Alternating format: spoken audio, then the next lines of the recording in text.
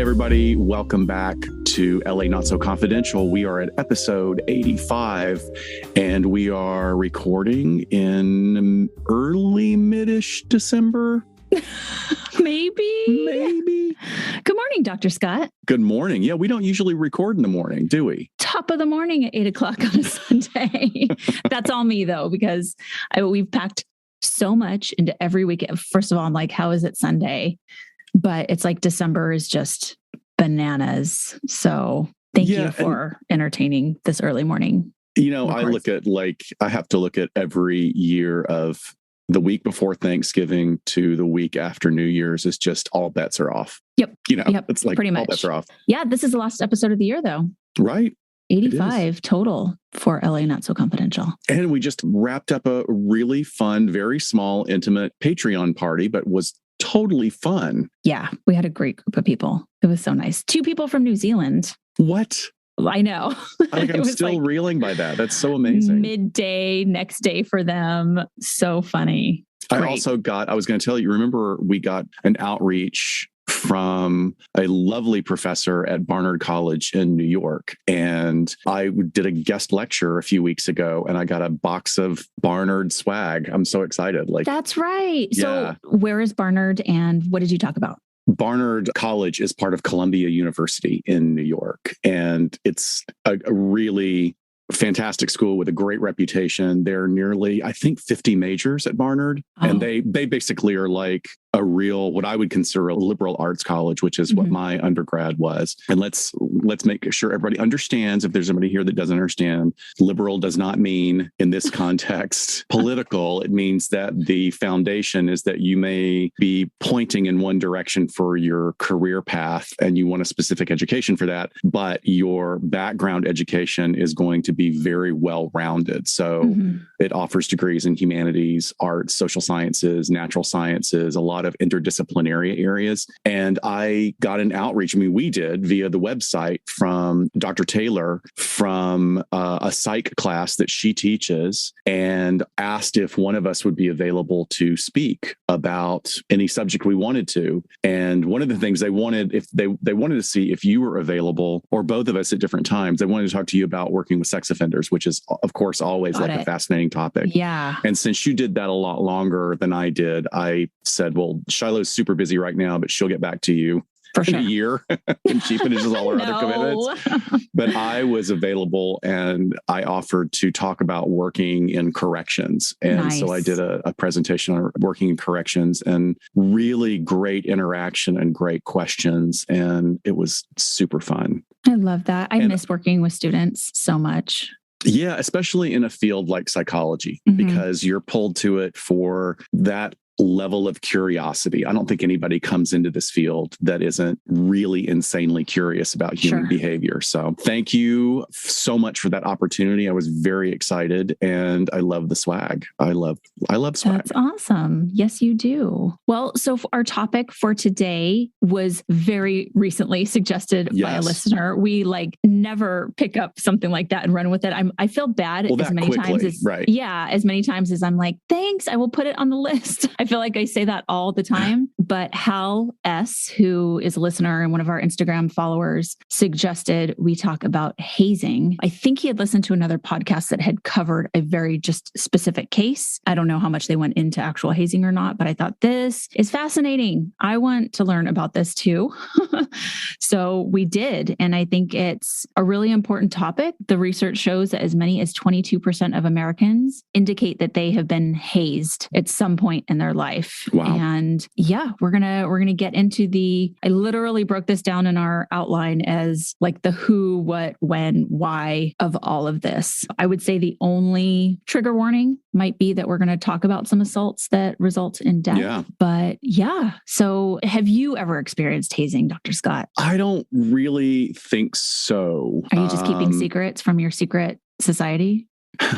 I wish I was important enough to be part of a secret society. But no, I don't think I have. I mean, it's interesting. Like, you and I bring our own personal opinions and we try and lay open our biases when we talk about some of these subjects that are triggering. This is a particularly triggering subject for me because I don't understand why people would allow it. I don't understand why you would go through it. And that might come from my own background and my own family stuff, which is like almost every other family has its skeletons and shadows and dark stuff, as well as some really wonderful, wonderful love and support. I mean, it's that balance that sort of makes us human. But this is something that I never got. I mean, I just don't. Did you have one? I didn't get hazed. I had friends that were Greek in college and they got hazed. But what about you? I would say yes. And, it's interesting because when you were saying, I don't think I have, a lot of this we find is about perception. Right. Like, what does the person perceive the behaviors or the ritualistic behaviors to be? Do they even perceive it to be quote unquote hazing? I would say the closest thing is in high school. It happened to me and we did it to the next group of cheerleaders that made it. And it was actually after they had made the cheer squad that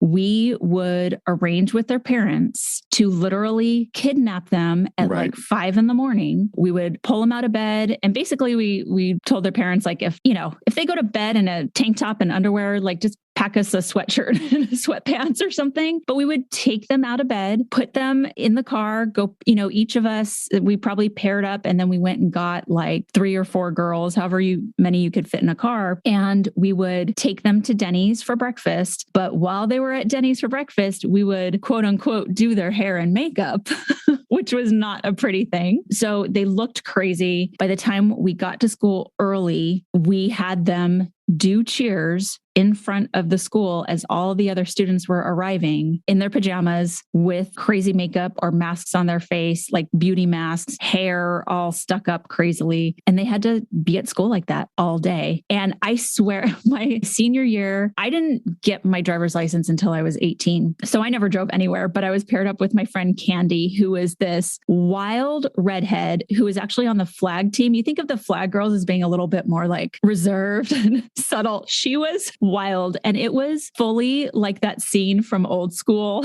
when they're like kidnapping people and throwing them in the van. We put these girls, I have a picture because my sister was one of them. We put these girls in the back seat. They had pillowcases over their head. We were blaring this hip hop song that was from the movie Friday. This was 1996, guys. Okay. So dating yourself. Yeah. And she was just like driving crazy all over the road, like stupid teen stuff. Right. But yeah, it happened to us. And we were more than happy to mortify these girls when the next year came around. So I don't remember in high school any of the male organizations or the jock organizations, but I was completely not in that group at all. But I do remember, and I don't know if it was dance team or cheerleaders, but some of the girls having to carry around like a milk jug full of blue water the entire day. And they had to have their hand on it the whole day, or a brick wrapped in aluminum foil and they had to carry it. It had to be on their desk. It had to be in their hand. The teachers would be like so pissed off. They're like, this again. They would be like, oh God, this again. But I'm sure, like, I mean, I sort of had blinders on during high school for a number of reasons, particularly growing up gay in the South at that time, where it's like, let me just focus on this and hoping nothing bad happens was basically mine. So I'm sure I missed a whole lot of things that happened. But did you ever feel like, I mean, looking back on it now, I mean, you're kind of like, you're sharing a memory. Do you feel like any of it bordered on abusive? I literally have zero memory of the year that it happened to me. Maybe it's a trauma reaction. No, I'm just kidding. I really don't have a true memory of when they did it to me. I mean, I know they did, but it's like I happily remember when we did it to my sister and that group. It was just like so much fun being on that end of it, which is going to play in the psychology of what we're talking about today. It's going definitely. Right. I can see the gears in your head right now are turning as you try and recall those memories. And I think that that's another big part of it, is we're going to be talking eventually about the plasticity of memory and human survival and what we do with potentially traumatic events in order to just keep going. Right. Yeah. And I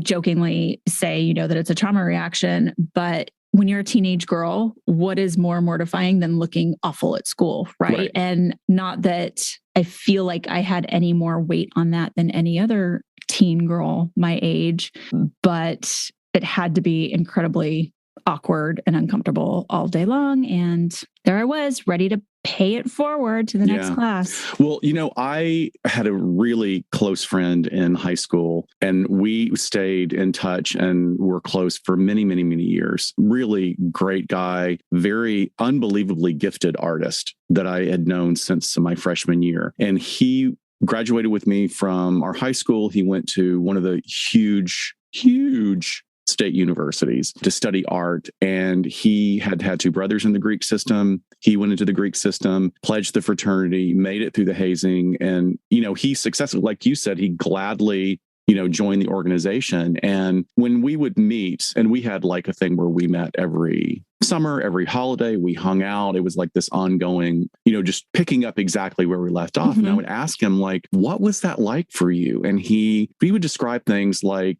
and this is so many years, but like, really humiliating tasks and being ordered around, having to be almost naked. And what I remember kind of recoiling from was what I would consider moderate levels of physical abuse and really verbal insults that were pointed and really about you, like really not just global, but designed to really individualize to undermine you. And he said, though, that at the end of it, when it was all over and he had made it through the whole thing, the person that he was guiding him through and kind of like the perpetrator of the abuse basically kind of clapped him on the shoulder, pulled him up and gave him a compliment. And he said it was the nicest thing anybody had ever said to me. And I just felt so amazing when he said this to me. And I was sitting there probably with a look of horror on my face, and this is like being like 19, 20-ish years old and just going, no fucking way would I ever do that. Yeah, dude, it's called Stockholm Syndrome. Right. They compliment you at the end. You're like, oh, I feel so warm and fuzzy now. Thank you, master.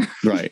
So, now look, I'm going to tell on myself a little bit. One of the things I really admire when I see really great examples of parenting, I will see relationships where the hierarchy between parent and child are very well delineated. There's great boundary there, but there's also humor, and the humor is used where it can be a little pokey, but it's never cruel. Like that is really great. I grew up in a situation with a father who had bipolar disorder, who you never knew what to expect. So you never knew if you were going to get super happy, charming, intelligent, loves the world, or you were going to get somebody really angry, upset, irritable, cutting, and I wouldn't say abusive, but really insulting.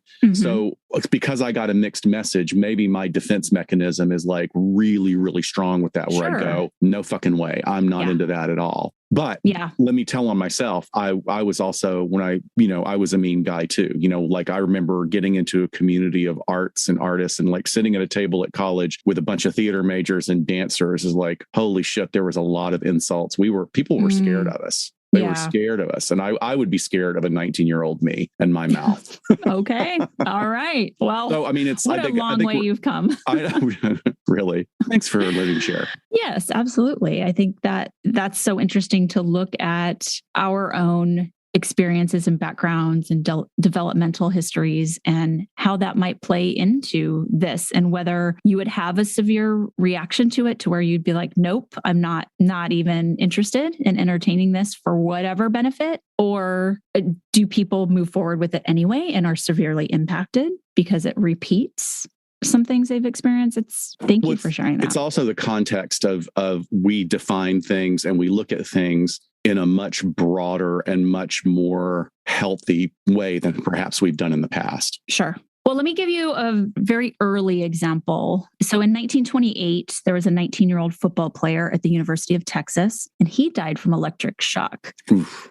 His name was Nolte McElroy, and he was not changing a light bulb or bathing near a radio. He was undergoing a hazing ritual required by his fraternity, where he was required to crawl through a dark, claustrophobic maze of mattresses that were charged with an electric current. It's practically 100 years later, and the phenomenon of hazing continues to be a chronic, enduring controversy that exists, regardless of the number of injuries, deaths, prison convictions, which are minimal, and lawsuits that it's produced in both college and high school environments and others, like we're going to talk about today. It's just brutal to think that it's been going on for this long. And as I was saying earlier before we started recording, when you and I started doing the research on this, I was telling you I found a retired journalist who has written like 4 books. He is the expert on hazing and the history of hazing in all sorts of different contexts, whether it's sports, whether it is fraternities, Greek system, other secret society organizations. Yeah. But I want to point out that bullet point that you just mentioned rarely leads to convictions. Yeah. Rarely leads to convictions. And we'll talk about why. But yes, I mean, it's been going on for so long. And the thing about hazing is that it's common across different countries, cultures, societies, and hazing or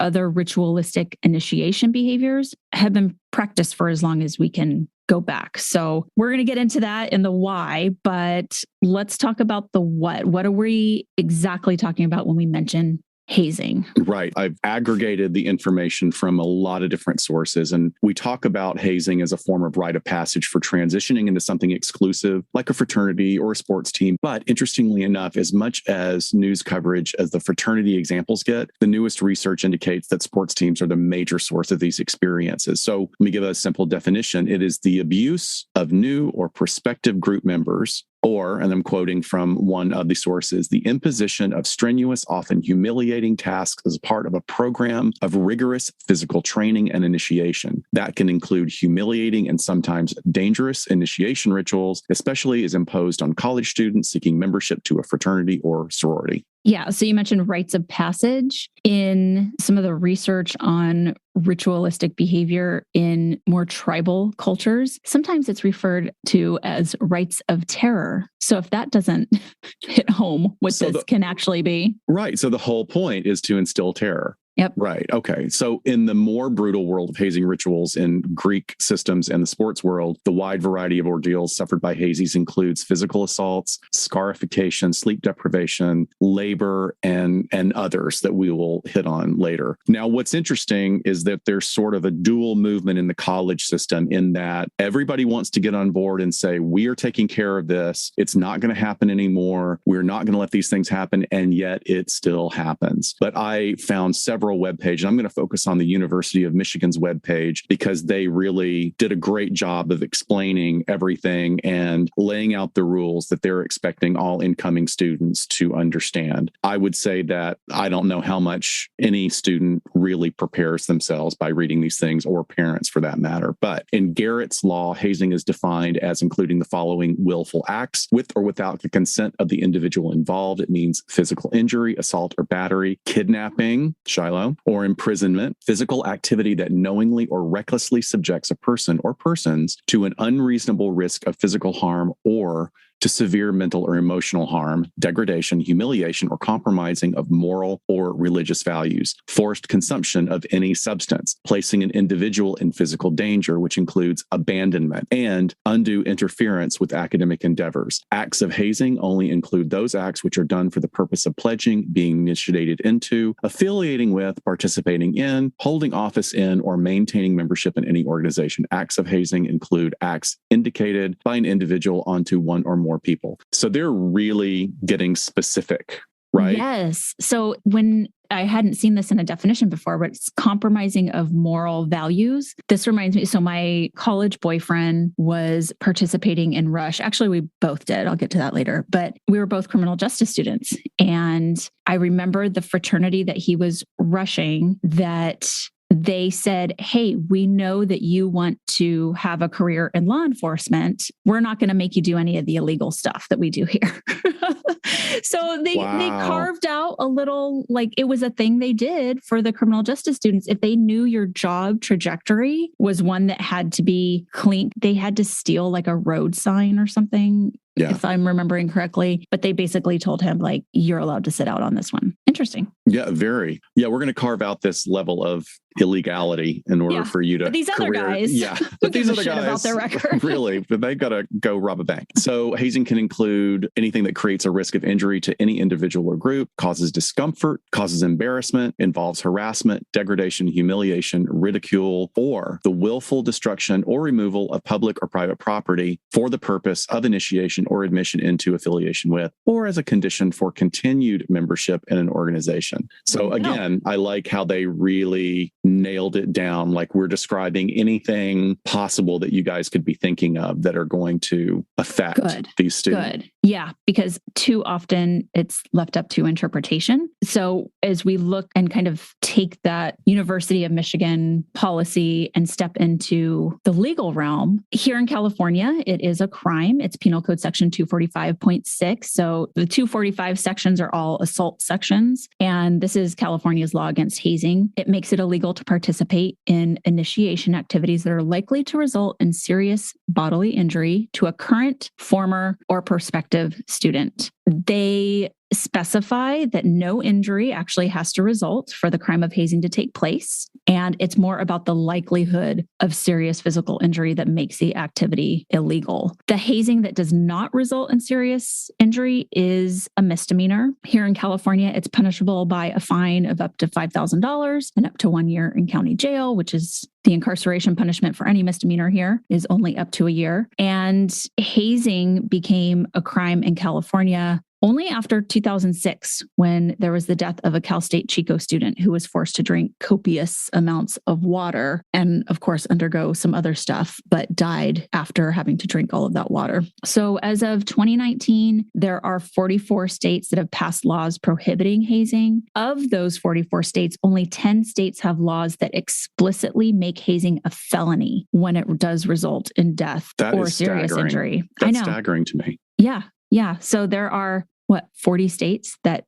don't have it as a felony when someone dies. Prosecutors tend to decline to file charges when they, in my opinion, are having some tunnel vision about what they think hazing is. So these laws, this is way more vague than the policy you read from University of Michigan. But if they think, okay, this isn't excessive alcohol consumption or physical assault, so it's not fitting our vision of what hazing is, that's where we're seeing charges not getting filed or getting dropped. And an example would be another case out of California, actually here in Los Angeles, out of Cal State Northridge, where Armando Villa in 2014, he was pledging a fraternity. And what they did is they took the pledges on a hike. And as someone who has hiked a lot of Southern California, I can tell you, if you are not well prepared, even one of the lowest elevation hikes can be torturous with the heat, with the climate, the dryness, the sun, just the sun beating down on you. And he died because they gave them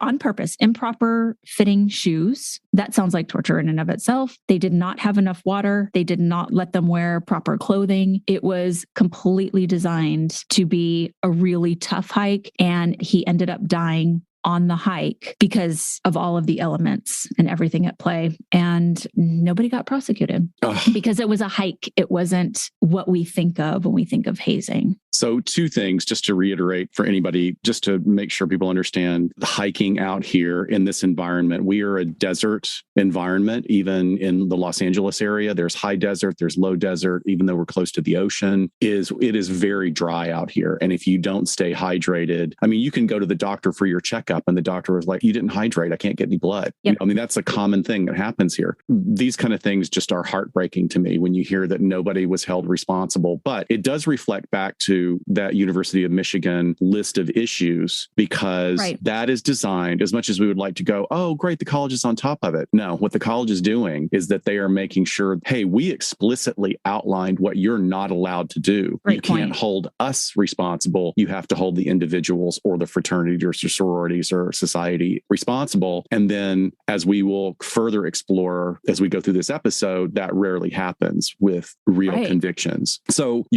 let's go on to the who. We usually think of hazing in terms of college or university experiences, but it really is also known to be part of many other kind of in-groups. Other groups that come to mind are exclusive clubs or secret societies like Skull and Bones, which has been around forever and is the basis for many conspiracy theories. Yeah, it's a secret society on Yale University. Yeah, you name it, though. It's, that's what we think of, but it also is from organized criminal gangs to first responders. It's found across the board. If there is a specialized in group, then there might be some hazing involved. So motorcycle gangs, as an example, they have their prospects. So prospects are treated less than. They aren't allowed to wear all of the insignias and patches. If you're ever seeing a motorcycle gang driving down the freeway, the guy in the back he probably only has what they call the lower rocker, which is the banner across the bottom, because generally there's an insignia in the middle and then a banner across the top and a banner across the bottom. He will probably only have the banner across the bottom. That's how you know it's a prospect. But he has to do all of the low level stuff, from cleaning the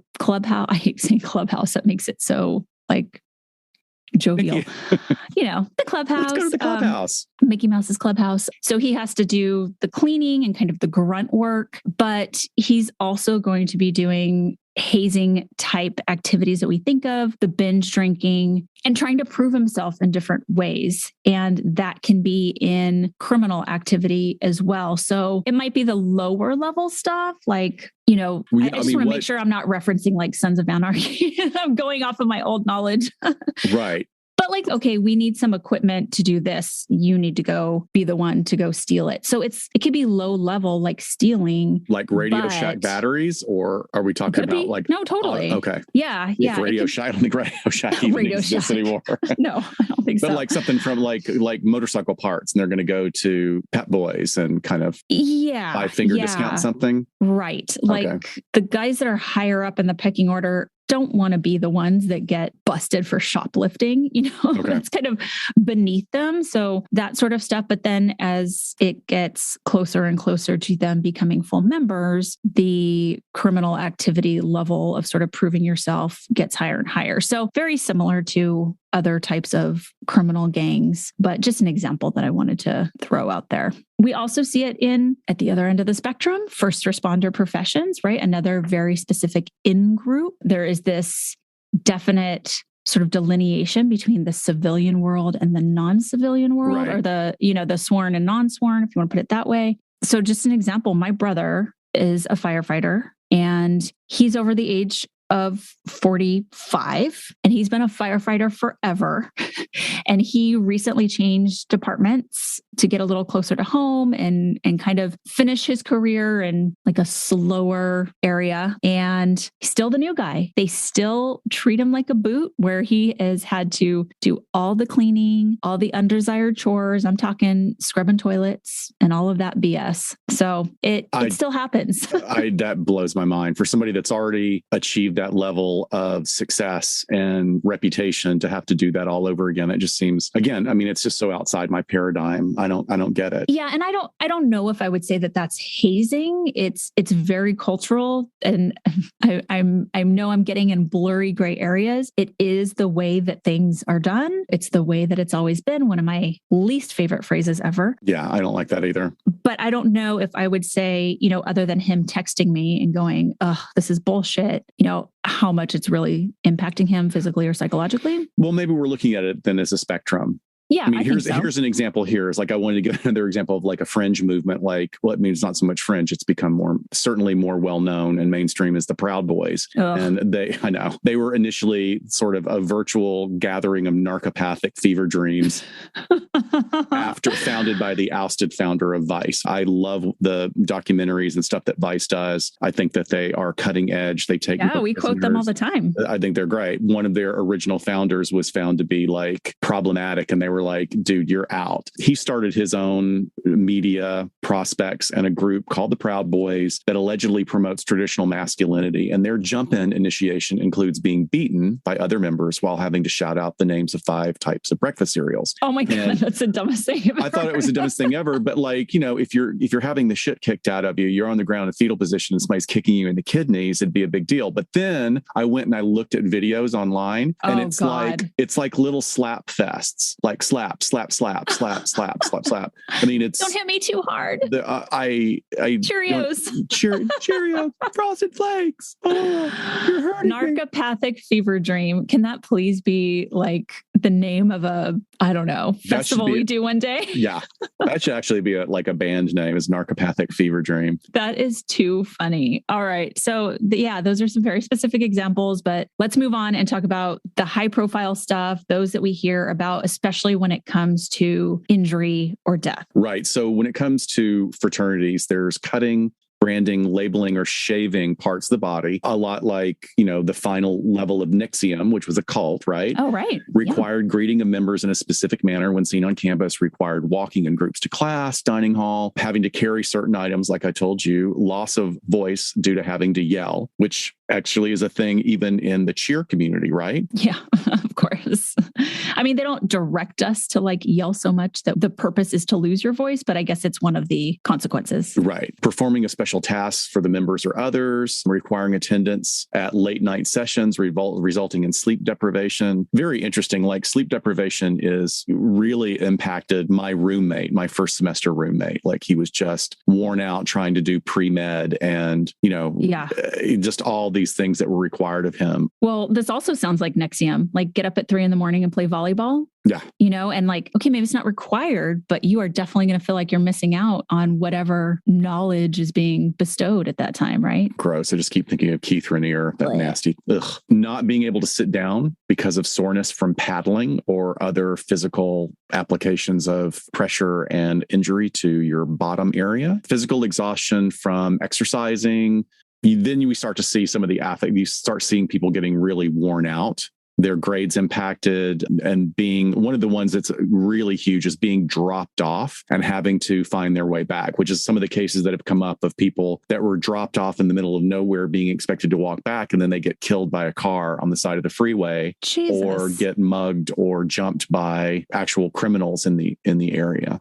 Lovely. Wow. So that's sort of this hijacked version of maybe the military, like you're a Navy SEAL, we're going to drop you off in the middle of nowhere. You got to find your way back. But this is the Navy SEALs have already, Navy SEALs by that point have already gone through amazing, unbelievable amounts of training. They're machines at that point. Well, and it's for a purpose, right? So this is one of the distinctions when we're talking about hazing behaviors that's in the literature is in one of the big researchers that I'm going to talk about, Semino, he actually lays out a very like a made up hypothetical version where he explains this. And he says, if the activity has to do with the actual performance of the job or whatever the group does, then generally it's not hazing unless it falls into more abusive. Right. But if it has nothing to do with it, then it is hazing. So he gives the example, he created this fictional group. He says, I'm going to call them the block holders. And their entire purpose of their job is to carry cinder blocks up a hill. So before they become block holders, for hours a day, they're made to carry around cinder blocks directly related to the job. Now, if we have a book club and the purpose of their group is to read books and discuss, making prospective members of the book club carrying around cinder blocks for hours a day does not make sense. Right. It's punishment, it's hazing, it's abusive. So I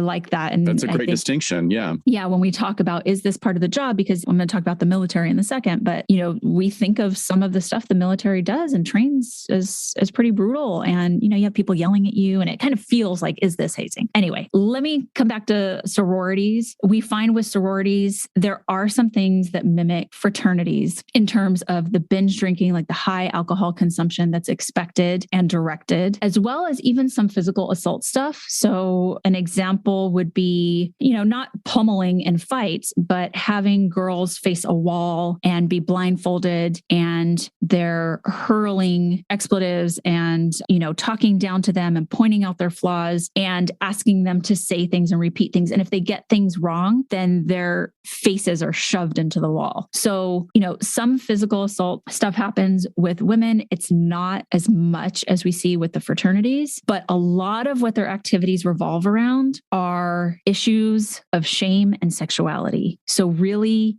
how would that manifest? Like in honing what way? in on that. So there's been basically stripping down and having to dance sexually for fraternities, like at a party. Ooh. Or I know. Oof. Or it might be you're in a darkened, basement with spotlights on you and your potential sorority sisters are in there and they say, okay, give us your best stripper dance. And there you are having on the spot to do something like that. They will also get into a lot of body shame issues. So one example that I heard of, which is probably not the most horrific, but is just hits home, is they would have a girl strip down to her underwear and bra and then have her sit on top of a washing machine that was going. And if any part of her body jiggles, they would take a red marker and circle it. So really honing in on insecurities having to do with body issues, which is yikes already, just for a woman that age to have those things pointed out by a group that you want to be accepted by can be really, really impactful. So they're similar but different. I wanted to review just a really big study in 2008 that was done looking at U.S. college students, and they found that 55% of college students who were affiliated with an organization, be it fraternity or sports team, identified that they had experienced at least one act that falls under hazing, but 91% of these students did not perceive the act as hazing. So just as what we were talking about, Crazy. It's all about perception. Yeah. So once they were able to identify the acts, 55% said, yep, that's happened to me. But 91% of them said, no, I didn't see that as hazing. They also said that more students perceive positive rather than negative outcomes of hazing. So they're able to list off all the good stuff that came from it. And in 95% of the cases where students identified their experience as hazing, they did not report the events to anybody, or they did not report the events to campus officials. They do talk about it to other people, friends and family, but nothing ever gets reported. So if it's not getting reported, 95% is not getting reported, I see the conundrum that's playing into all of this too, right? Like you're talking about the guidelines that are being put out, but the guidelines are not really holding the school responsible. But then if no one's really reporting it, then they might think it's less of a problem than it really is. Well, right. It's coercive control, or at least the idea of coercive control unconsciously of like, I can't tell on anybody. Well, of course. Everybody goes through this. I can't tell. I'll get in trouble, or I won't get in the frat. I won't get in the sorority. Yeah. I'm going to be the one person that says something. What? Yeah. So there's clearly this gap between the experience and identification of what hazing is. And probably, I would say, in part due to the students' misunderstanding and inability to clearly define what hazing is. So I just think that's super interesting that they're not able to really see it for what it is. And then at the end of it, probably for the things you're talking about, like with your friend, where he's like, the compliment was just the best I've ever felt, that can quickly wash away the bad stuff. Yeah. So in the military, I found a fantastic study that the RAND Corporation did looking into hazing. And I love that the military outsourced someone else to look into this and offer suggestions of how they could improve in addressing it and educating on it and hopefully tackling this problem. But let's talk about what goes on in the military first before we get to problem solving. So the current Department of Defense definition of hazing is this: a form of harassment that includes conduct through which service members or DoD employees, without a proper military or other governmental purpose, but with a nexus to military service, physically or psychologically injures or creates a risk of physical or psychological injury to service members for the purpose of initiation into, admission into, affiliation with, change in status or position within, or a condition for continued membership in any military or DoD civilian organization. So another example of like, we're going to really lay it out for liability issues. And I wonder what year that was finally. So this one was 2019, and it was only after Rand had put in their 2 cents, which was 2015, 2016, I think. Okay. So, I mean, we're talking a handful of years ago, pretty darn recent. The types of hazing that they outlined that occur in the military are threefold. So there can be an initiation ritual. So these are ceremonies and rituals that mark entry or transition into the military. Then they also said that something different is called newcomer testing. And these are tests intended to prove new members' commitment or solidarity and to screen out those free riding to obtain the benefits of group membership. And free riding comes up a lot. It comes up as a reason for hazing. So you don't have people that just get the benefits of the group without putting something in. And the putting something in part is the hazing. If you endure this, then you really want to be part of us and you deserve to have the benefits of the group. So hazing is seen as weeding out those free riders. And then the third type of way that it manifests in the military is just called maintenance of group structure. So this is exercise of dominance by more powerful members over weaker members. So that can be authority driven, chain of command driven, to maintain existing power arrangements and enforce group norms. So what is the thing that's done in the military with, what is it? It has the injury. There's a blood something. What? Yeah. And I got confirmation from one of our listeners about this happening. It's called blood pinning or your blood wings. So this is fairly well known. It is basically pinning on your new insignia or badge without protective backing. And as it gets pinned to you, your fellow peers and members come along in a line and punch the pin through your skin, through your shirt and into your skin. And each person gets not just one. Oh, no. Wow. Okay. You can go down a line. So the insignia's metal pins get into the hazed member's flesh. I mean, there's pictures online with people's just shirts soaked in blood. But yes, it happens. So just to break down the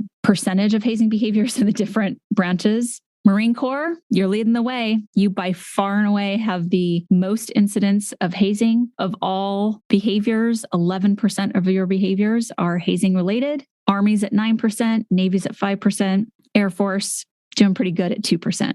So, and that comes as no surprise to any of Marine Corps, former or current Marine Corps members I talk to. They say, yep, sounds about right. Yeah. So I thought this was really interesting, something that you pulled, because does this work? Does this help? Especially when we're talking about military. You and I have talked about what characteristics make a good military member, and does it help the mission? We've talked about that in the past, especially when it comes to personality. But they have found that willing participants might be motivated by a desire to prove to senior soldiers their stability in future combat situations, right? So relating the hazing behavior to actually applied behaviors in the field, like it would make the unit more secure, make them a better team. But blatantly brutal hazing can in fact produce negative results. They make units more prone to break, more prone to desertion or mutiny than those without such severe training traditions. And this was studied and observed in the Russian army in Chechnya, where units with the strongest traditions of hazing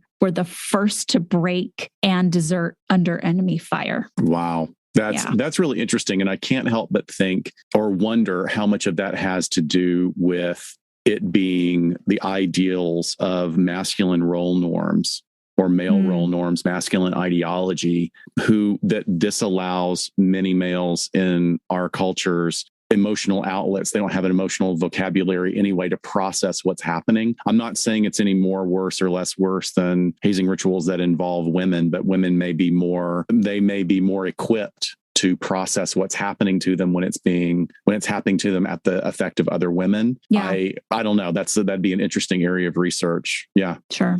So in sports, the same thing happens. And that's certainly not, we talk about college sports, that there's an incident that I'll report on a little bit later, but even in professional sports, it can happen as well. Incidents of hazing types is twice as likely to happen within the context of sports teams. And in a 1999 study by Hoover specific to NCAA NCAA athletes, it found that more than 250,000 athletes experienced some form of hazing to join a college athletic team, with 20% of those subjected to dangerous and potentially illegal activity. But when you go online and you Google what kind of hazing happens in sports, they give examples of being thrown in water or mud, eating disgusting things, wearing embarrassing clothing, drinking alcohol, destroying property, being beaten. It's this very sort of simple list of things. When they say drinking alcohol, it's like binge drinking and forced drinking, and which has led to deaths in many examples of hazing. And destroying property can be very, very serious and then lead to problems down the road for those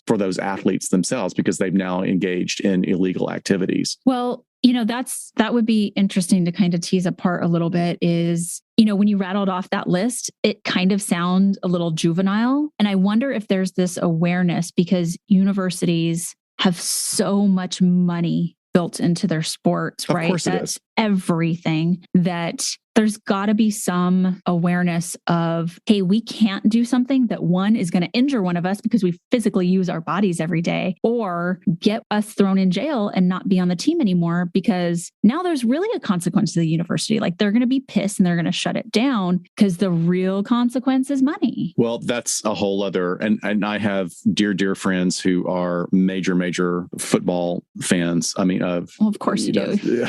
From the South. And it is, it's something that I just don't, it's not that I don't get the sport. I think the sport is amazing, but the drive behind the money is so enormous. That's a whole other subject. Yeah, it's cultural. All right. So the when of all of this is hard to pinpoint. Where did this start? How did this first become a thing? Because social scientists have been studying this behavior forever, for over 100 years, that it's really been something that's been looked at in a research way. But it's difficult to say how and when it started because it's been documented for so long in some way or another. And what I make of this is that it's something in our DNA, because this continues if we're talking about, a tribal culture in a different country, all the way up into the most contemporary and industrialized civilizations. So what I opine is that we know that humans like to be part of groups. We like to be accepted. We like to be included. It's just a part of who we are. Well, it's survival. Right. So it comes back to the survival piece of our brain that knows that being a part of a pack or a tribe means you are going to survive. So now maybe that has morphed into, I'm going to survive college. I'm going to survive the social life that I need, or maybe it's career survival, that you start to cluster into these in-groups and are willing to be put through this. Aldo Camino, he is at the Center for Evolutionary Psychology, which is under the Department of Anthropology at the University of California, Santa Barbara. And he really seems to be a person that has done a really big body of research in this area. Clearly, he's going to take an evolutionary perspective. And he says time and time again, new coalitions form, persist for some time, and then they invent or adopt hazing practices. So that's what he sees in his research. But before we dive into more of what he has to say and a couple of the theories, this is the why, this is all of that. But what is hazing supposed to do? Like, why does it exist? And why do those that engage in these ritualistic behaviors do it? And the thinking is that the act of hazing or harsh initiation rituals contribute to increased liking of the group, commitment to the group, and cohesion. So this is the mindset that if we do this for our new members, they are going to be more cohesive with us and committed. And it's essentially a deliberate action to build solidarity and trust. However, the evidence is mixed, and there's certainly research to support the physical and psychological injuries suffered by hazees. So is it worth it? I also talked about that they use hazing to eliminate these free riders. So those who take benefits of group membership without paying any cost for these benefits, but it's also to maintain the power bases and differentials from within. So even once you're a member, there can be additional hazing type behaviors that you are subject to let you know who's still in power, which is just its own level. So you can have made it through that first round of hazing and be part of the group, but throughout there might be more things that you have to endure that really are just there to kind of show who's still on top, which is very twisted. And that sounds very culty to me. It does sound culty. We're going to talk about culty. But let's look at this first off through a ritualistic lens, ritualistic behavior. And even though the ritual itself there's a stated purpose behind it, right? There's a reason we're doing this. The relationship between the actions performed in the ritual and the stated purpose of the ritual isn't ever really that obvious. It doesn't really make sense when you look at it. Some researchers propose that participation in these opaque actions may contribute to perceptions of group bonding among participants. And the more painful, frightening, traumatic the actions, the more intense the perceived group bonding in these cases. The rituals create uncertainty, they create confusion, and subsequently end up leading to the need for certainty and security, which then contributes to conformity to the group. So this is basic like group dynamics, group behavior. And so the perception is that this is normal and I'm now part of the group. It's basically like trauma bonding. That's exactly what was popping up for me as you described that. Yeah. So we are creating a situation in which we want to be put through trauma to then bond better. I mean, I can do without trauma and do without that type of bonding if I can throughout my life. I can make my, emotionally intimate relationships more enriching in other ways or through other means, I think. Van Gepp, who was a researcher back in the 60s, he proposed that tribal initiation ceremonies follow a pattern of three different phases: separation, transition, and incorporation. And although he was studying tribal groups, I think you'll really see how this fits nicely with contemporary hazing that we're talking about here. So with separation, that first phase, initiates are separated from their perceived lives, their family, their friends, whatever roles they previously played. So again, this can be when you were a civilian and now you're not anymore, or any sort of non-group versus in-group roles. And then the second phase is that they then transition to their new lives or the new world. So the new world, sometimes like when he was studying tribal cultures, would be the world of adults. So you have now transitioned into adulthood, or the world of the sacred. And this transition process can involve processes like beatings, mutilations, intoxication. Those were something that were found in some of those tribal cultures. It reminds me of, this was forever ago and probably some History Channel show that I watched, but and I don't even remember where this particular tribe was from, but when the boys were transitioning to manhood, they would have to stick their hands in these, they look like oven mitts, but inside had thousands of red ants. Yeah. So they would have to stick their hands in these gloves and keep them on. And then there was also, another one where they like leapt off of this platform with a rope tied to their feet. So they're kind of bungee jumping, but they get very close to the ground. And it's kind of this trust fall to the nth degree. And it's not an elastic rope either. No, it is like woven by somebody. Yeah, they die all the time on that one. Yeah, it's like woven by that person sitting over in the corner. So then finally, the last stage, initiates are incorporated into their new role. So often this comes with a change in appearance, a change in name or title along with it. And then they are finally apart. So, I can, as I read through these and you think about the different cultures this happens in, I can also see how this fits really well with, even a fraternity. You're kind of leaving your old friends behind, perhaps. You're being put through all these hazing rituals, and then you are now brother so-and-so, or, here's your sport coat to now signify who you are. There's all of this symbolism that goes along with it. There's also I think we've kind of danced around this a little bit, but sort of this group dependency theory. And this is the idea that hazing contributes to greater dependency on the group. So the idea that you creating a sense that it's not necessarily true. Right. But you're creating that. Okay. Yeah. So essentially, the feelings of threat may contribute to individuals' desires to then affiliate and bond with others who are similarly threatened, and potentially to affiliate and bond with the sources or the causes of threat. So I know we're all thinking more culty behavior, right? Or dynamics here. Yep. Therefore, those who are hazed end up depending on the group more, and this could increase their inclination to affiliate with group members and others who are being hazed and being involved in the hazing for the next group. So this is sort of lending to that cyclical effect that really seems to be impossible to break at this point. The studies done in this area tend to support a social dependency explanation for the effects of hazing, but it's showing really only in the short term. So this works initially.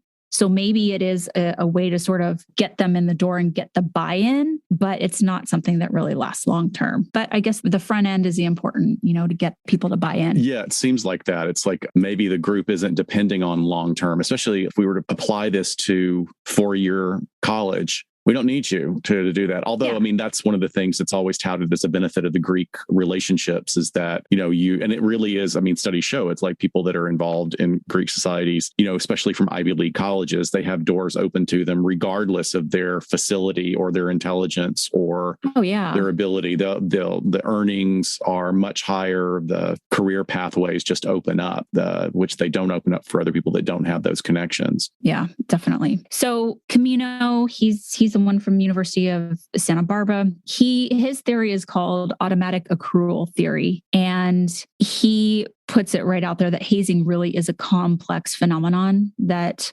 probably results from a number of causal forces. But being the evolutionary psychologist that he is, he set out to provide a set of precise, evolutionarily informed predictions about some of the causes of the motivations of hazing. And he found that when in-groups increase the perception of assumed benefits through the context of an enduring intergenerational coalition, it significantly increases the desire to haze the new member. So we're talking about motivation, like why is someone engaging in this behavior? I'm benefiting it, so I'm going to continue it. Yes. So essentially, they start realizing the benefits they've received from being a part of the group and believe that it's actually tied to the hazing that occurred from the onset. The belief, if the hazing doesn't happen, then the benefits won't be as obvious for the new members. Further, the perception of automatic benefits not only increased desired initiation harshness, but also increased the desired dominance over new members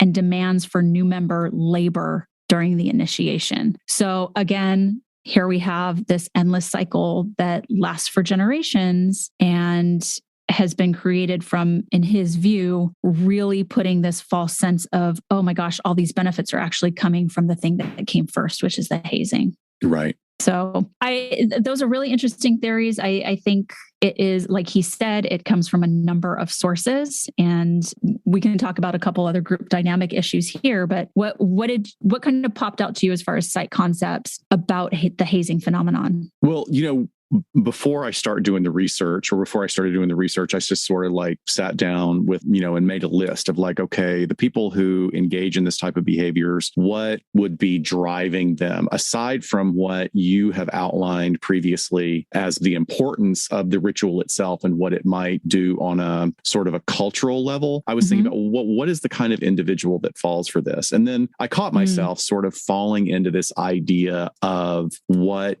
I would diagnose people as. And I was like, okay, wait, hold on. I don't need to get into doing a full-on DSM diagnosis of people who are doing something during a very impulsive period of their life. Totally. Very impulsive, rarefied situation. So I was thinking, is it entitlement? Is it narcissism? Is it the lack of impulse control due to, that stage of brain development? And some of the things that came up for me, one of the first was the groupthink. I immediately thought of groupthink in terms of a literal definition, which is the practice of thinking or making decisions as a group in a way that discourages creativity or, here we go, key phrase, individual responsibility. Right. So it's a psychological phenomenon in which the individuals who are joined or gathered or organized for some reason will make great effort to implement consensus within the group. And that was coined by psychologist Irving Janis back in 1972. And that is a literal quote from his research. So in these situations, a lot of times the individuals will reject or compartmentalize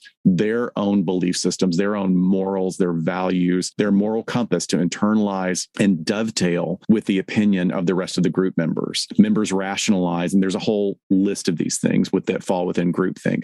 Members will rationalize their behaviors despite contrary evidence. Dissenting opinions are quelled by peer pressure, keyword peer pressure. The ongoing normalization of historic behaviors leads to keyword complacency. And then another big keyword is moral high ground. So each member of the group views him or herself as moral. It's the combination of moral minds, therefore thought not to be likely to make a poor decision. We're not making a bad decision because this has been going on for years. This is how we maintain our group. And we get the people who are really dedicated because they're the ones that are going to put up with this shit. Outsiders are seen as inferior. So it leads to an us versus them mentality. And the key word there would be stereotyping. And then a fight club mentality regarding censorship. The information about what's going on is rather limited and controlled so that any kind of alternative views outside the bubble are quelled. Well, it also makes it more desirable, right? Like I'm getting something special. Yes.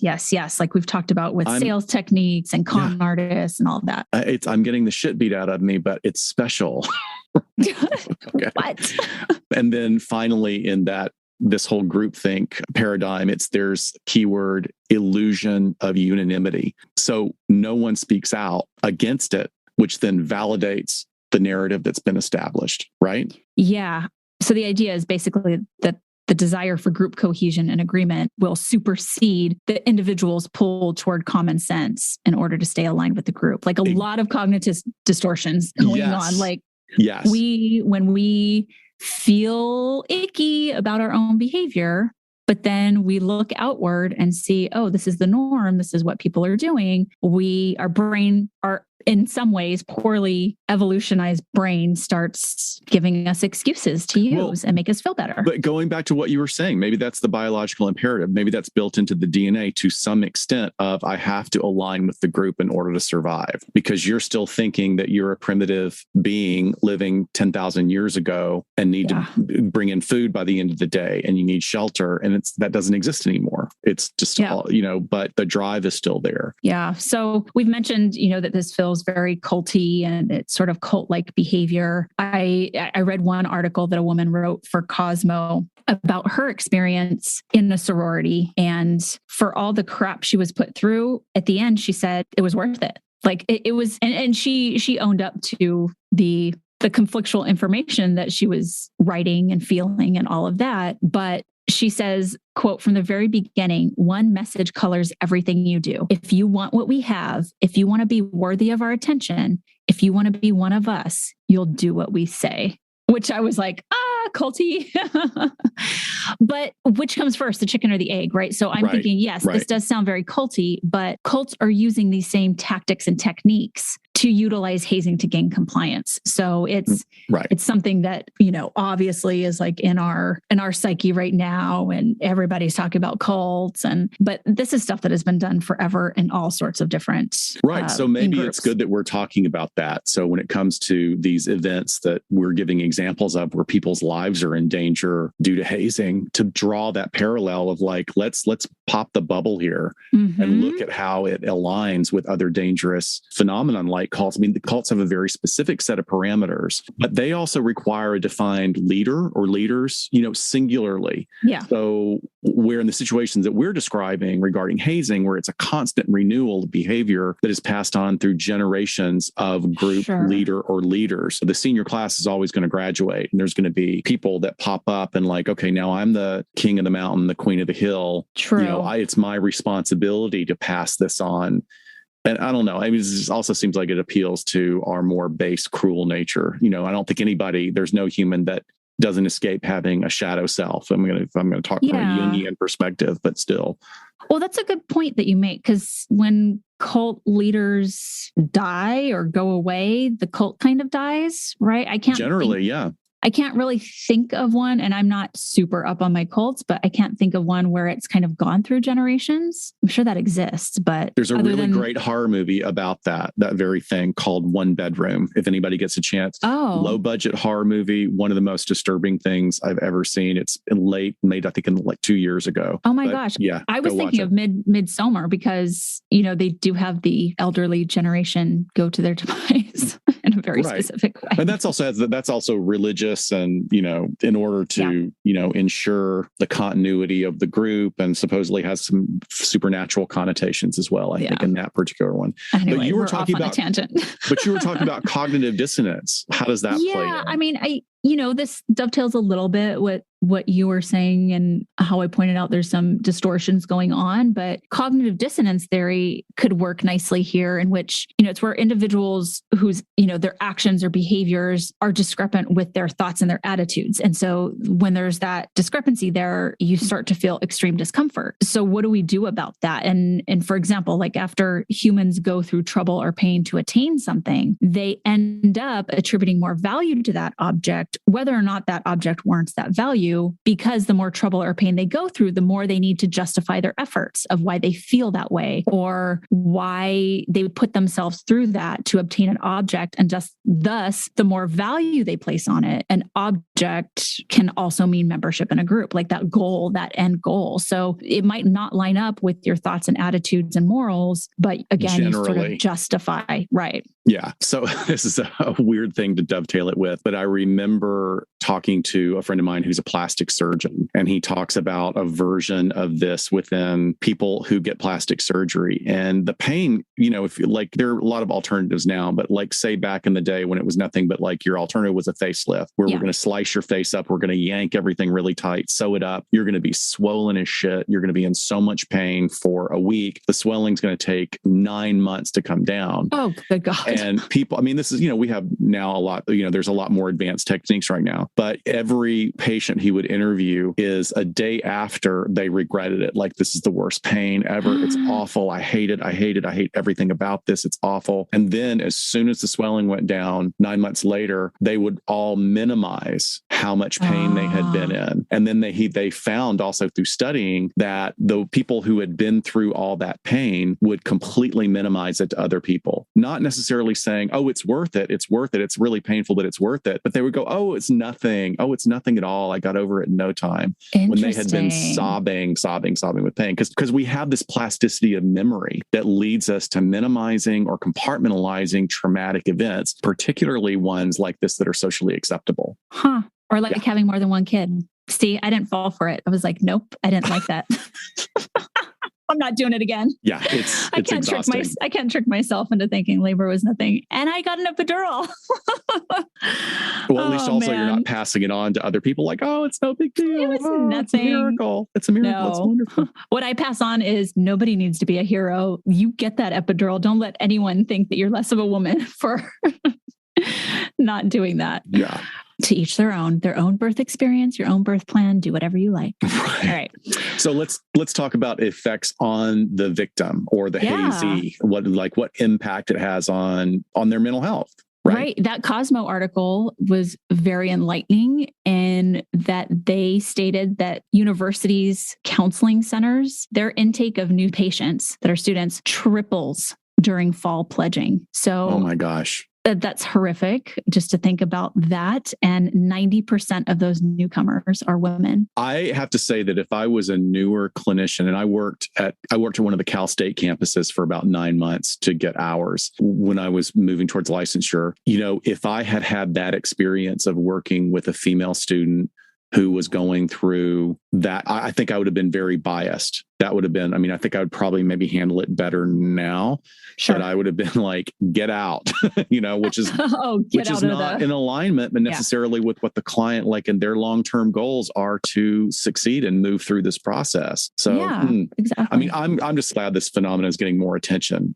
So we're getting more studies now after literally decades of sweeping it under the rug, and studies now have data that outline all the potential effects. Studies now have data that outline the potential effects of hazing. Now, it can include eating disorders, flashback, changes in sleep, intense flooding of emotions, re-experience of emotions in terms of flashbacks, like I said, and certainly a whole spectrum of symptoms along the spectrum of depression and anxiety. That's a lot, right? That's like PTSD criteria here. Absolutely. Wow. Yeah. Students who intend or are pushed by parents or peer pressure to pursue Greek life generally don't conceptualize that they're at the receiving end of abuse. And I can tell you, so I rushed in undergrad. I ended up not following through with it, but I can tell you, like, I didn't once think about like, oh God, I might be hazed. Oh man, what are they going to put me through? Didn't even think about it. Like, it was all about kind of being swept up with a couple of my high school friends who ended up going to the same college as I, and they were doing it. And I was like, okay, like this sounds like a thing that you do. And once I got matched with my sorority, I pulled out. I was like, the validation that you want me is enough. I think I'm done here. So I didn't go through any of the hazing stuff, but never once crossed my mind that something bad was to come. And there's clearly a hierarchy involving incoming students receiving the most abuse from the older student. And studies show that victims believe they are learning important lessons about hierarchy and about discipline when they go through this. Yeah, I can think of easier ways to learn that lesson. But, turning back around to University of Michigan and their explicit listing of what these things are, they clearly state that this is institutionalized abuse, which I think, again, I'm glad that they're saying it. I don't necessarily think that they're motivated beyond much financial liability, but I'm glad it's being said. 82% of deaths from hazing involve alcohol, according to Hank Newer, who's that researcher I was telling you about that's so good. It's about power and control. The hazers need to feel powerful and in control. Maybe that if we were going to dispassionately look at human development and cultural tribalism, then maybe there is a need for that to be developed. But that's a stretch, I think. Individuals cannot consent to being hazed because hazing is illegal. All right. Yes. So that's interesting from a legal standpoint. I think, again, probably motivating colleges want that in place so they can go, no, we're not even going to allow it to be happening. You can't consent to this. Well, that's going to come up in the case that I cover. Right. Because the person was willing to do the thing they wanted them to do. But here the studies show that hazing doesn't really motivate anyone. It goes back to what you were saying, that the negative outcome in the long term is more significant. It hinders academic achievement. It really impacts self-esteem, and it causes immense emotional strain and many times physical harm. Now, it also can build animosity between people and does nothing to really build and implement trust, respect, or unity. It only makes people better at hazing. Like bullies bully, and they're learning how to do it better. So just because the majority of the members of an organization are not involved in a hazing incident doesn't mean that the organization is not responsible. So what he did show through a lot of research is that one class, like there can be one class that says, we're not doing this anymore. Yeah. And then sticking to it, because there are many classes over many examples in the last few decades that have said, we absolutely will never do this again. And then they go right back to doing it. Wow. You also never know, really, like you can rush somebody, but you don't know what their mental health background is. You don't know if you're going to push them over the edge. You don't know if there's a genetic predisposition to a mood disorder or, that you're going to trigger into full blossom by the trauma that the hazing procedure. Not only do you not know, they aren't even thinking about that. No, of course not. I went through it. Why shouldn't they have to go through it? Well, yeah. And just like, hey, we're all, self-sufficient adults in college. We should be able to handle this. So, yeah. All right, so let's turn to our cases here. So I'm going to talk about Robert Champion. He was a 26-year-old drum major at Florida A&M University, a school that's really known for its top-notch theatrical marching band, and they're called the Marching 100. Oh, right. Yeah. But there was a really dark tradition with the Marching 100, and they called it the Gauntlet. And it was part of what they called, quote, crossing over. And this rite of passage occurred after you were already part of the marching band, but in order to ascend to leadership or a more coveted position, you had to engage in this crossover. So the Gauntlet consisted of entering a darkened marching band bus, so you couldn't see anyone who was sitting in the seats. You would remove your shirt, both men and women. Women were allowed to wear a sports bra, and you would have to make it down the aisle to the back of the bus while your teammates are punching, kicking you. Oh my God. Hitting you with drum, or band equipment, drumsticks. anything they could get their hands on. You had to fists, touch, right? I mean, they can punch you. Okay. Yeah, but you had to make it to the back of the bus and touch the wall, and then you had made it through the gauntlet. Court documents in this case state that Robert and another bandmate decided they were ready. They were going to do the gauntlet on this particular night, and they had to notify the head band member. In this case, it was Jonathan Boyce, who would then give permission for the gauntlet to proceed. So we're seeing this internal code of hierarchy here. And on November 19th, 2011, the team had just finished up with the last football game of the season in Orlando, Florida, and the bus was parked at the hotel where the team was staying. It was said that Robert took a shot of alcohol before he boarded the dark bus, stood up front, took his shirt off, and as he started down the aisle, one woman on his team held him from behind, basically trying to keep him from moving forward, dragging him backward, prolonging his journey down to the back of the bus. One witness interviewed said they were using hands, straps. I saw a large plastic comb, drumsticks, drum kicks. Jesus. A drum kick is, like that mallet that hits the drum with your foot, as well as what was described as just a storm of fists and feet. At one point, Robert collapses into a seat and a band member braces himself on the seat backs and is jumping up and down on Robert. So stomping on him.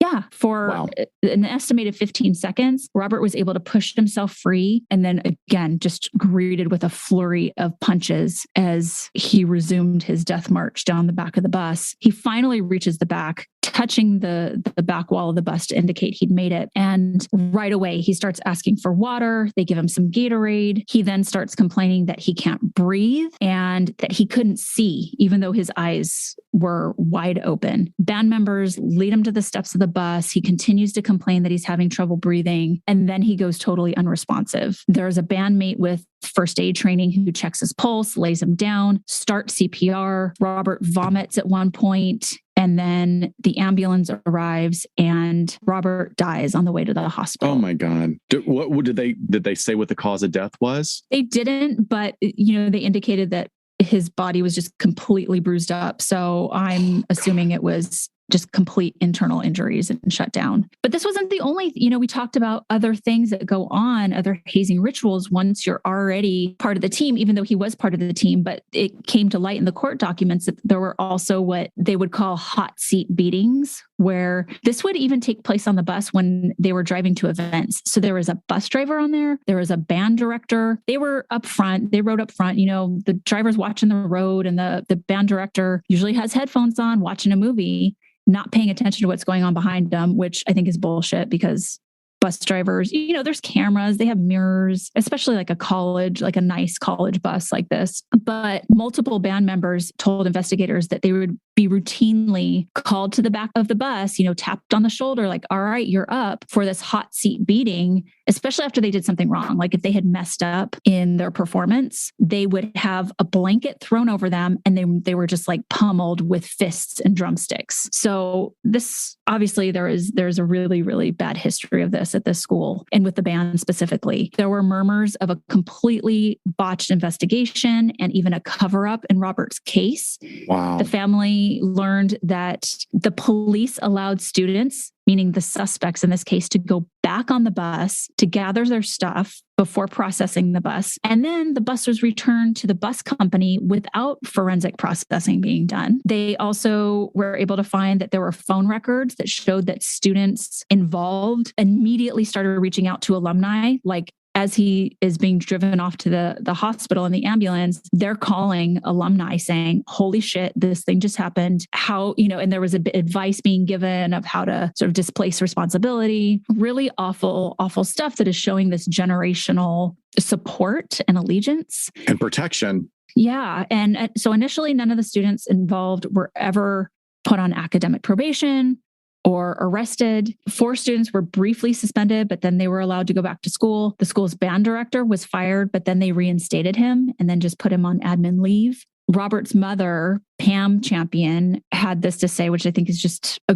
beautiful statement in the sense that she's calling out what is happening. And she said, quote, FAMU cannot go on with business as usual. They need to clean house. Seriously, they just need to clean house, because if you don't clean the filth out, it just stays there. So again, speaking to this just happening over and over again and being allowed and accepted. So in the end, 15 students were charged with Robert's death. One was convicted of manslaughter, of felony hazing, essentially, that resulted in death, and then 2 counts of a misdemeanor hazing. And he was sentenced to 6 years in prison in 2015. His attorney ended up arguing his conviction in front of the Florida Supreme Court, stating that the incident was akin to, get ready to gag, a sports competition, not hazing. Wow. But fortunately, his conviction was upheld. And he was actually one of several band members to get prison time in this case. Well, I'm really glad that you started with that example of people actually being held responsible, especially for something that resulted in the death of someone,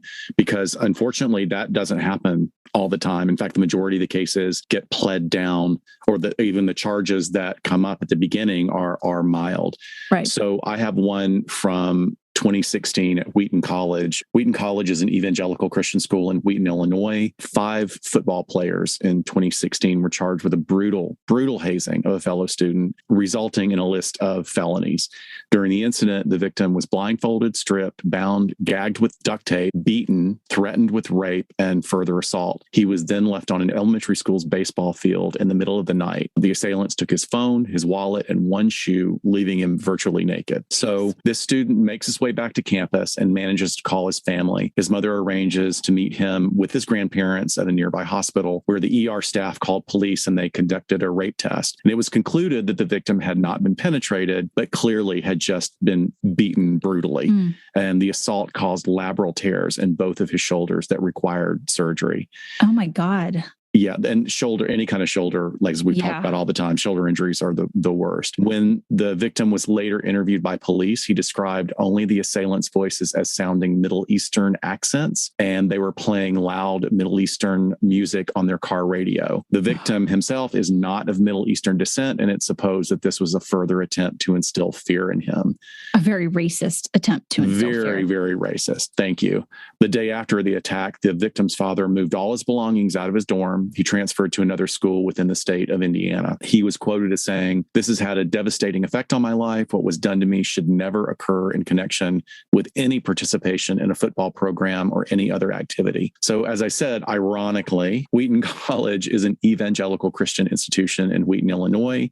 It's a small school. It has about 2,850 students. And its mission, this is described on the college website as providing, quote unquote, excellence in Christian education. Those individuals enrolled are required to abide by a, quote, community covenant that is based on what the college views as Christian principles. The mission statement describes the responsibilities of that covenant as, the quote here, the call to pursue holiness in every aspect of our thought and behavior, and the call to treat our own bodies and those of others with the honor due the very temple of the Holy Spirit. So I think safe to say that this can just happen anywhere. Right. Yeah. I mean, I don't by any means to imply that it was done because it was a Christian university. I'm not saying that at all. I'm just saying that it's ironic that, the whole idea is that you go to this school because you have a particular set of beliefs and you want to play football for them, and then you engage in this behavior. So the suspects were charged with a range of crimes. It was 5 people who were charged, a range of crimes, including mob action, unlawful restraint, and aggravated battery, which was the most serious charge.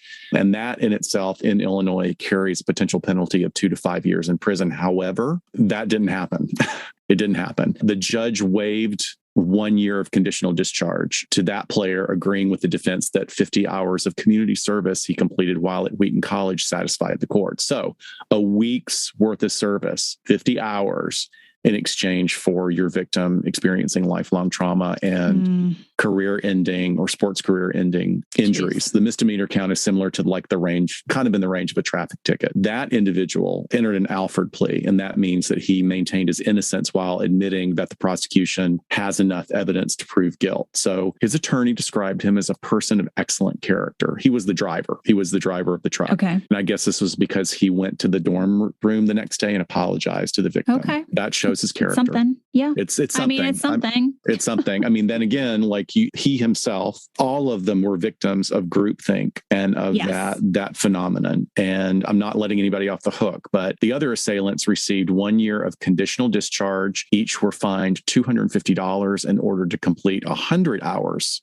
of community service, with 25 hours of those consisting of speaking to kids about the dangers of hazing.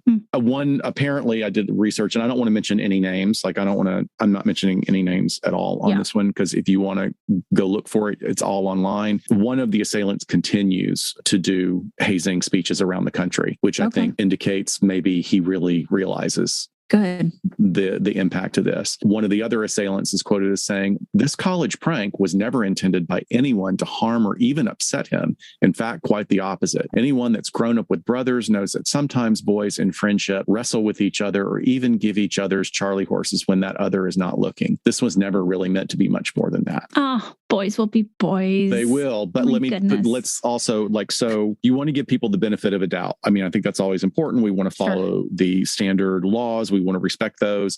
However, this same football team was criticized in 2015 after the members of the team wore KKK robes and carried Confederate flags as part of a, quote, team building activity in a campus gym. Good Lord. And they apologized and said, "Oh no, this is just a skit. We're doing a takeoff on Martin Lawrence and Will Smith and Bad Boys 2. Great choice, guys. Yeah. Great choice. Yeah. Like I can hear the beep on that truck backing up. The blatant racism that goes on in colleges and high school campuses throughout the country is a whole other. It's brutal. And I would even I'm glad you brought that particular specific point up, is because I went to a liberal arts Methodist college and I had a great experience. For the most part, there were some things that were challenging for me as a young gay man, but it's not been until literally decades later, after having a lot of experience working with a diverse group of coworkers and then going to clinical psych programs that were based on inclusion and diversity, where you have these moments where you realize, oh, wow, my friend so-and-so had it way worse than I did. Absolutely worse than I did. If I even had the words to put together an apology, after all these decades, it's time to make amends for those, for not things that maybe some things that I did. I got to examine that more, but also being complacent, you're not complacent, but complicit in things, but absolutely. Again, it's context. And why does it always fall? Here you are saying the mission statement of your school is this set of high moral ground, and yet you engage in these terrible behaviors. Well, it's that disbursement of responsibility that we're talking about, because the schools pay out, they get sued, they pay out. Some organizations, some fraternities get shut down, that chapter at that school, but then it does end up getting pinned on particular perpetrators. I think they get the worst of it, which I'm not saying they shouldn't, but I'm saying there needs to be levels of responsibility and accountability all throughout, from the school, the organization, and then that's the people. A really good point. That is a very good point. But, if you have one guy that ends up going to prison for 6 years, it doesn't mean it's not going to happen next year. As far as media representations, I'm not going to say too much about this, because I think the majority of them are for comic relief. Exactly. And, ones that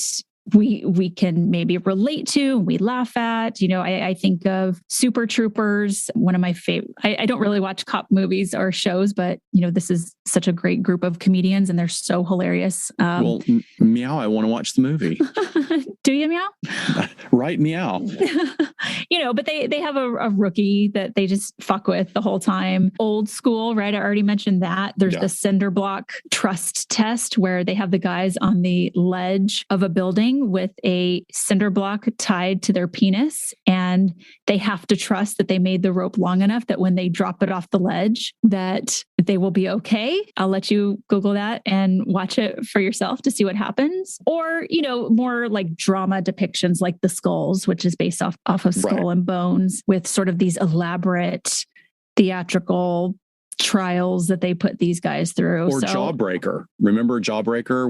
Jawbreaker was the high school sorority, and they locked the girl in the trunk with a jawbreaker taped in her mouth, and she chokes to death. Oh, Jesus. Didn't you ever see that? I think Rose McGowan is in it. Yeah, it's like, I mean, but that one was, yeah. Once again, I think you made a really great point that it's these situations are plumbed for comedy, even when they involve like a wacky death, Yeah. Ooh. Yeah, definitely. Kind of that shock factor. But, what's the solution here? We talk about how it seems like a really tough problem to solve. In RAND's report, they recommend that, anti-hazing efforts need to be implemented at the organizational level and then also targeted to the personal level. And that comprehensive anti-hazing initiatives need to include both of those elements. And specifically, they found in the military that the anti-hazing training that happens, the content focuses on providing facts and information that increases the knowledge about what hazing is. Like, okay, here's what to look for, but it doesn't really address the attitudes, the skills, the behaviors for changing the culture.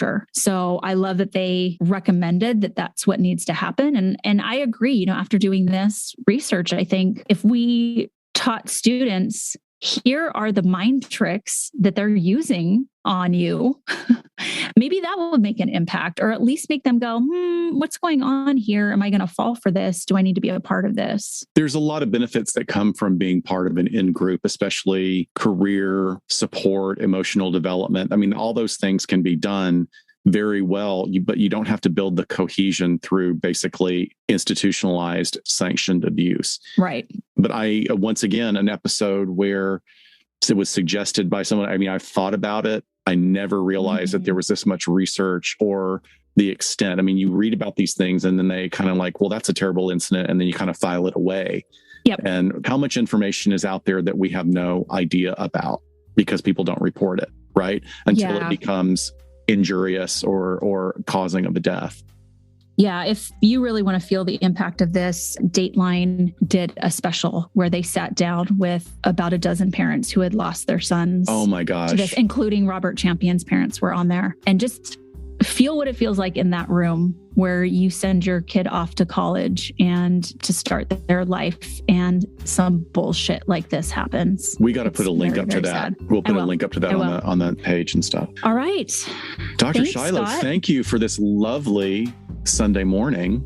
Oh, you're welcome. Please carry on with your day. I'm very excited. If anybody hears moaning in the background, I'm not torturing anyone. My downstairs neighbor has an adorable husky dog that is talking to their baby. So that's what he does all day. It's very cute. So no one's being injured. Good. Well, thanks for that. All right, Scott, I will see you later. And everyone, we will catch you next time on LA Not So Confidential. Bye, folks. Bye.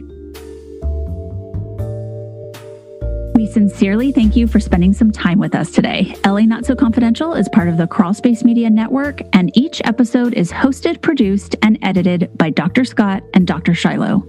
Our music, entitled Cool Vibes Film Noir, is utilized under a Creative Commons Attribution license.